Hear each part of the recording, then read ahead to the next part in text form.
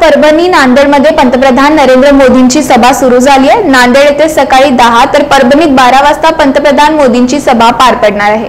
केंद्रीय मंत्री भागवत कराड यांनी पत्रकार परिषदेत या संदर्भातली माहिती दिली आहे। महायुतीच्या उमेदवारांच्या प्रचारार्थ पंतप्रधान नरेंद्र मोदी महाराष्ट्रात येत आहेत। दरम्यान महाराष्ट्रात मोदींच्या नियोजित सभांच्या वेळेमध्ये बदल झाला असून आता परभणीऐवजी नांदेड येथे त्यांची पहिली सभा होणार आहे।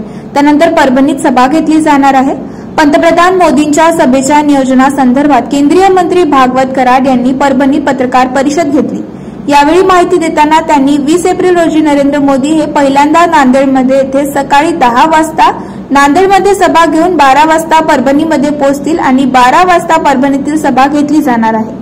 परभणीच्या सभेसाठी मुख्यमंत्री एकनाथ शिंदे, उपमुख्यमंत्री अजित पवार, देवेंद्र फडणवीस हे उपस्थित राहणार असून परभणीची जागा निश्चितपणे महादेव जानकर हे 2 लाखांच्या मताधिक्याने जिंकतील असा विश्वासही भागवत कराड यांनी व्यक्त केलाय।